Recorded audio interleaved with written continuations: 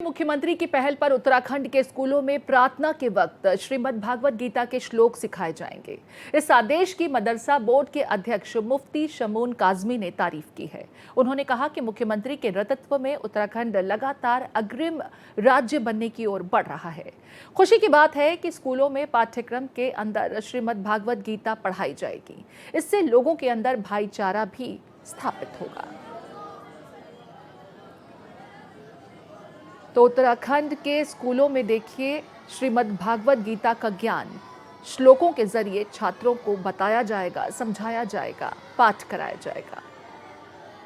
माननीय मुख्यमंत्री श्री पुष्कर सिंह धामी जी के नेतृत्व में लगातार उत्तराखंड राज्य एक अग्रणी राज्य की ओर प्रगति कर रहा है और माननीय मुख्यमंत्री श्री पुष्कर सिंह धामी जी का विजन तमाम पूरे प्रदेश के रहने वाले लोगों को और प्रदेश को एक अग्रणी राज्य बना करके लोगों को गौरवान्वित करना उनका लक्ष्य है। और मैं समझता हूं कि आज की जो खबर है बहुत खुशकुन खबर है कि हमारे सिलेबस के अंदर विद्यालयों के अंदर श्रीमद् भागवत और रामायण को पढ़ाया जाना। रामायण का मतलब यह है कि पुरुषोत्तम मर्यादा श्री राम के जीवन से लोगों को परिचित कराना और श्रीमद् भागवत गीता का मकसद श्री कृष्ण भगवान को लोगों तक पहुंचाना। और मैं समझता हूं कि ये दोनों हमारे पूर्वज हैं और दोनों के बारे में जानना हमारे लिए, हर नागरिक, हर भारतीय के लिए अति आवश्यक है। तो देखिए, मदरसा बोर्ड भी सरकार के इस कदम की भूरी भूरी प्रशंसा कर रहा है। उत्तराखंड में अब स्कूलों में गीता के श्लोक का पाठ कराया जाएगा। सुबह प्रार्थना सभा के दरमियान ही बच्चों को गीता का एक श्लोक पढ़ाया जाएगा।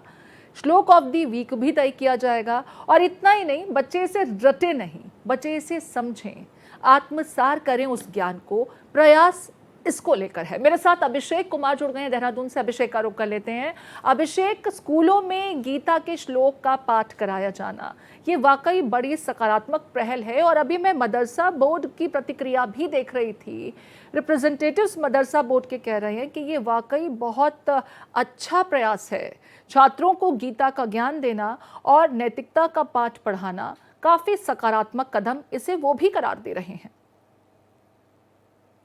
पहले तो देखिए, जब से नई जो शिक्षा नीति है यानी एनईपी 2020 जब से लागू हुई है तब से लेकर अब तक लगातार इसी बात पर उत्तराखंड में खासतौर पर ये चर्चा की जा रही है कि जो एससीईआरटी का सिलेबस है उसमें जो बच्चे हैं उनको जो पुराण है हमारे या ग्रंथ हैं उनके बारे में पढ़ाया जाए ताकि उनका जो आध्यात्मिक अध्ययन है और साथ ही शिष्टाचार, नैतिकता, उसका वो पाठ जो है शुरू से ही पढ़ सके।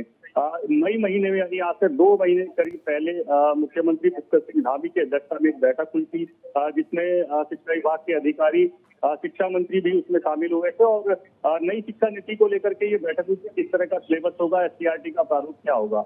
उसमें मुख्यमंत्री ने साफ तौर पर ये कहा था कि क्योंकि जो बच्चे हैं वो आध्यात्म से दूर रहते हैं, आधुनिकता के इस दौर में सबके हाथ में मोबाइल है, लैपटॉप है, तो इस तरह की चीजें सबके हाथों में रहती है, ध्यान में रहती है। लेकिन जो ग्रंथ है, जो हमारे जो होली ग्रंथ है, उनसे लोग, बच्चे जो है वो काफी दूर रहते हैं, दूरी उनसे बनाए रखते हैं। उसी के मद्देनजर मुख्यमंत्री ने साफ कहा था कि जो बच्चे हैं वो प्रार्थना के समय अगर गीता का एक श्लोक अगर कंठस्थ कर ले, याद कर ले, उसको सुने, उसको पढ़े, उसका मतलब वो समझे, तो उनका जो विस्तार है वो और अच्छे से हो सकेगा। उसी के अनुरूप एक माध्यमिक शिक्षा बोर्ड ने एक सभी स्कूल जो है प्रदेश के उनमें एक आदेश जारी किया जिसमें आंगनवाड़ी केंद्र है, सरकारी स्कूल है, शासकीय स्कूल है, यानी पूरा जो सरकारी तंत्र है उसने ये पूरा जो अमला है उनको एक आदेश जारी कर दिया है, वहां पर ये जारी किया गया है और अब जो है इसी के अनुसार जो है पाठ्यक्रम भी किया जाएगा।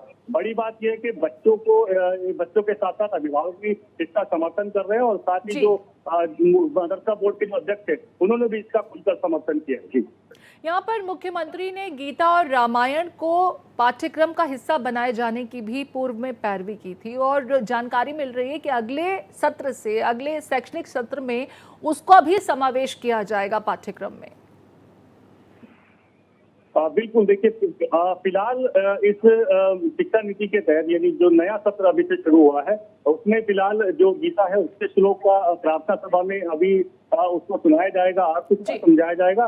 लेकिन जो अगला सत्र शुरू हो रहा होगा उसमें रामायण का भी उसमें जो पाठ है वो पढ़ाया जाएगा, यानी भगवान राम के बारे में बच्चे पढ़ सकेंगे, भगवान श्री कृष्ण के बारे में बच्चे पढ़ सकेंगे। तो आने वाले जो सत्र हैं, यानी ये वाला सत्र और अगला वाला जो सत्र है उसमें जो हमारे जो दिव्य पुरुष हैं भगवान श्री राम या फिर भगवान श्री कृष्ण, उनके व्यक्तित्व के बारे में और साथ ही जो होली ग्रंथ है गीता, श्रीमद् भागवत गीता, उसके बारे में बच्चे अच्छे से पढ़ सकेंगे, अच्छे से सुन सकेंगे, उसका मतलब समझ सकेंगे। और ये सकारात्मक इसलिए भी बताया जा रहा है कि सरकार की इसमें ये भी दलील है क्योंकि बच्चों का जो ध्यान है वो आधुनिकता पर और साथ ही यहाँ पर जो एक नशे के खिलाफ जो लड़ाई है उसके खिलाफ भी सरकार इसको प्रयोग के रूप में देख रही है। फिलहाल इसको लागू कर दिया गया है और बच्चे जो है इसको कल से ये लागू हुआ है और बच्चे इस चीज को, नई चीज को सीखकर काफी उत्साहित भी नजर आ रहे हैं। बहुत शुक्रिया अभिषेक विस्तार से तमाम जानकारी साझा करने के लिए।